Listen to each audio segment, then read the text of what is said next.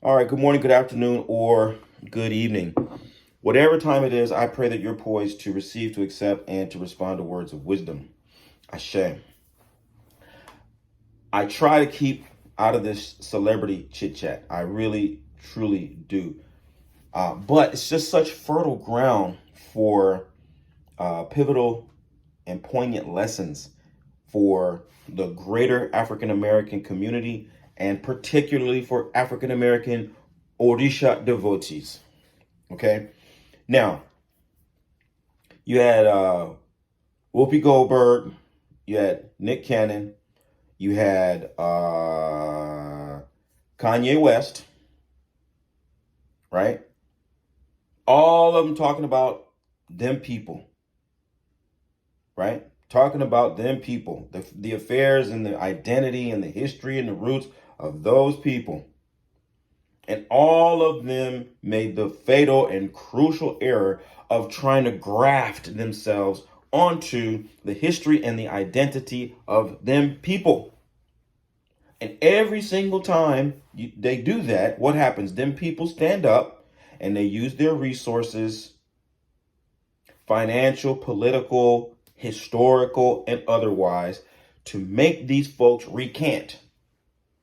Right? Even Kanye, who is a billionaire, had to come back and then apologize, right? And these folks don't just apologize, they make them go on a whole apology tour.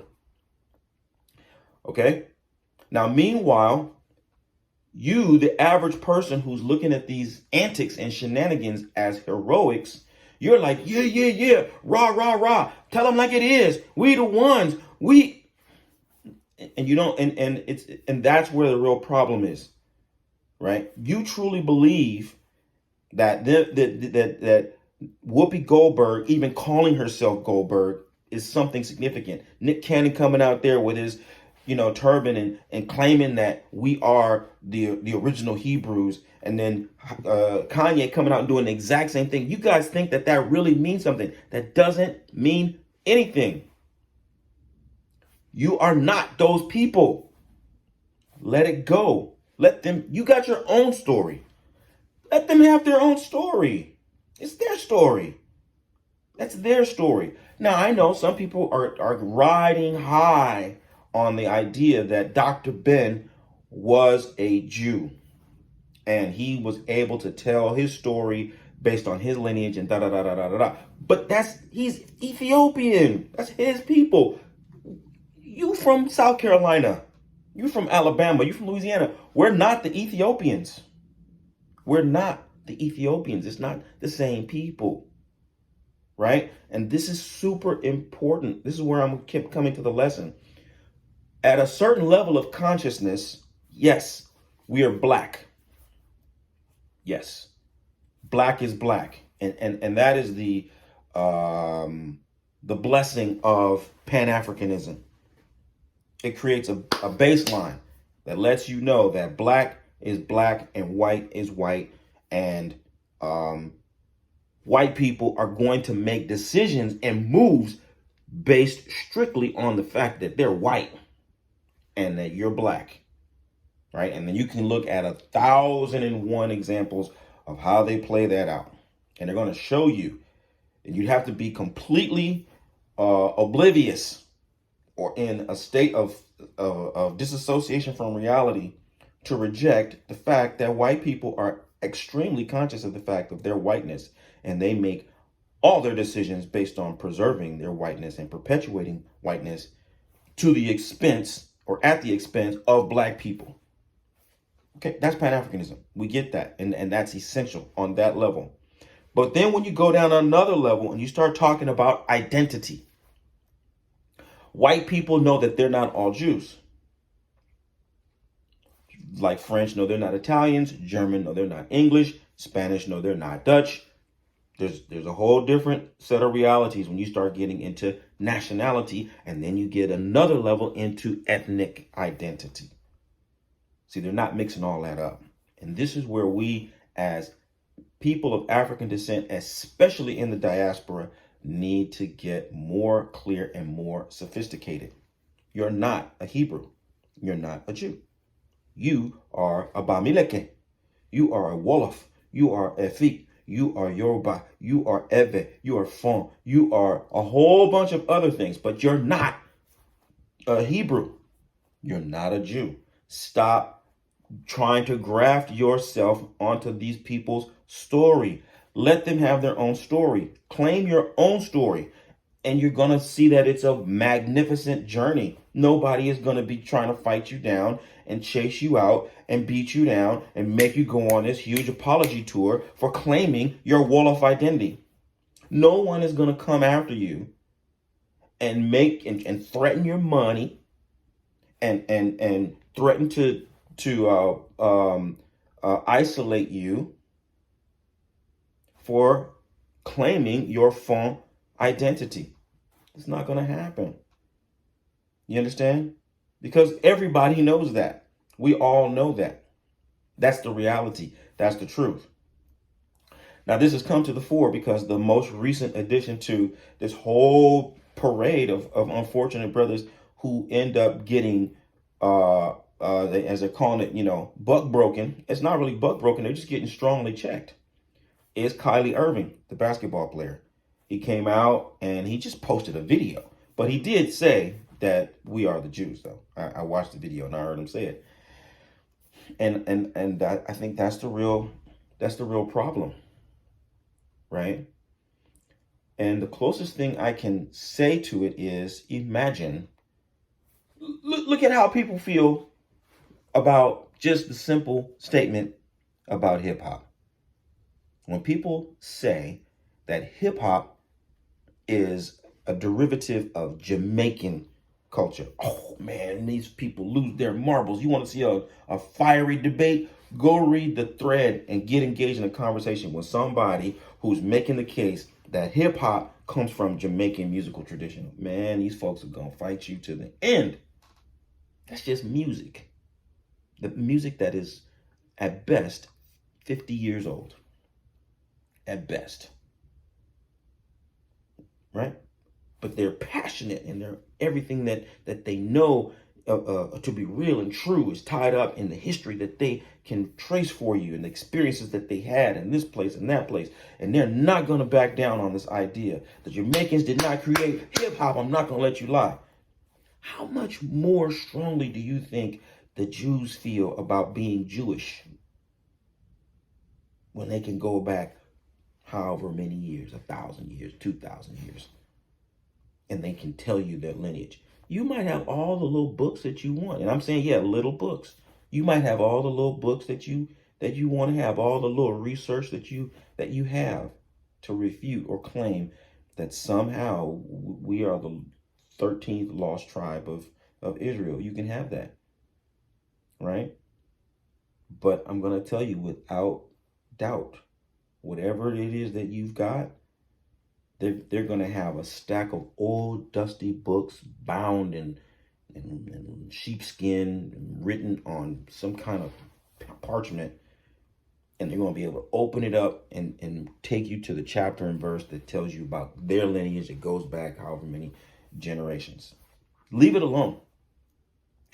You gain nothing from grafting yourself onto their story. Zero. Let's go all the way back, and I'm going to refer back to Dr. Ben. All right? Now, Dr. Ben is what they will call the Falasha, and they are legitimate Hebrews, right? What happened when the Falashas went back to Israel? What happened? Go look it up and see how the Israelis treat the Falashas in Israel. Huh. You don't gain anything from joining those people's program.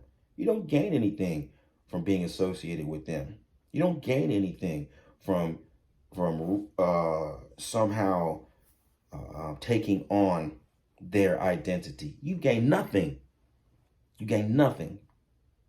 Let it go. Your status is not going to increase by being associated with them. Okay? You have your own standards of excellence. You have your own standards of excellence. African people have our own standards of excellence.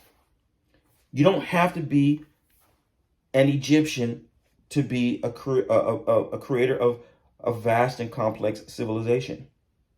You don't have to be a Jew to be a part of a tight knit, a group of people with powerful identity and material wealth. You don't have to be that. Stop trying to associate yourself with the oppressor. Let those people go. Make them obsolete and irrelevant. Make their story, their mythology, their ontology, their philosophy, make all of that irrelevant in your mind and in your day-to-day reality. Okay? And I'm going to tell you, go back to a video I made just the other day based on something that I saw that I think is so poignant for this particular lesson. You don't get the culture you proclaim. You do not get the culture you proclaim. Saying it doesn't make it yours. You get the culture that you practice on a day-to-day basis, on an hour-to-hour basis, on a decision-by-decision basis. That's the culture you get, the one you practice. You get the culture you promote. You promote it through your style of dress. You promote it through your name. You promote it through what you eat. You promote it through where you go, how you celebrate. You get the culture that you permit. That is the one that you let happen. Okay? Now, the Jews are letting you know that they're not going to permit certain things. Okay? You get the culture that you permit, that you allow and enable to be perpetuated. Because if you permit it, then you inadvertently promote it. So, practice, promotion, and permission are the things that allow you to claim and embody a culture. If you take a look at what you're already doing, the way you already name your children, even if you know what I'm saying, the creative aspects of it, right? What your tastes are in food, what kind of aesthetics you have, what kinds of the ways that you naturally move. If you just accept yourself as you are, and you really go and you just drop yourself off in any indigenous African environment, you're going to see and feel that that's where you belong. You don't even have to speak a word of Yoruba. Once you get amongst Yoruba people and you see how they move and you see what their values are, you're going to recognize those are my people. You get amongst the Igbos, you get amongst the Bamileke, you get amongst the Wolof, you get amongst whichever groups of Africans that you choose to get amongst, and you just watch. You're going to recognize these are your people. These are your people. Just accept yourself as who you are. Let it be okay to be who you are. And if there are areas within the culture that you think are lacking, there are things within the culture that you think need to be improved, that are less than honorable, less than noble, less than admirable, then that's your job. That's where you figure out, now I'm going to add. I'm going to make a contribution to my heritage, to my tradition, to my people. I'm going to accept us as who we are and what we are, but then I'm going to use all of my natural gifts and talents and all of my resources to add value to the culture so that the next generation won't be dealing with the same deficits that I see within the culture. Okay? I guarantee you it's going to be more gratifying for you, and you're not going to get any backlash from people who are out there trying to tell you that you can't be one of them. That's the lesson for today. I really hope that you get it. I hope that it resonates with you and compels you to start moving away from the fantasy world. And I don't mean any disrespect to the sisters and brothers who, have been brought up in these, belief systems, right? There's a progression where we move out of kind of from Christianity to Islam and then maybe into Hebrewism, into the Egyptian, thing. But those are progression, y'all. We gotta grow up. We gotta let the writing is on the wall. Okay? That is for me the real driving force here. There is a reality that is basic. Don't go where you ain't wanted, right? Don't be trying to go places and hang out with people who reject you constantly, right? And then on the flip side of it, I think that's an easy cop out. I think this, and subconsciously, some of us are seeking out acceptance and validation in places that you're not going to get it, because it allows you to keep shucking and jiving. It allows you to keep avoiding the real work that needs to be done, because you know exactly what they're going to say, you know exactly what they're going to do, and it keeps you spinning in a fantasy world. So I want to, challenge all of my people, all of my thinkers, all of my doers, all the people who are sincere in their heart that you want to make the world better. Ignore those people. Make them obsolete. Face yourself. Accept who you are and where you come from. And add value to the culture that has given you life for 500 consecutive years and has never let you down, and has empowered you to distinguish yourself as the greatest of the great in the world. Honor your ancestors. Be a true African. Be proud. Aboro aboye. Aboshishe.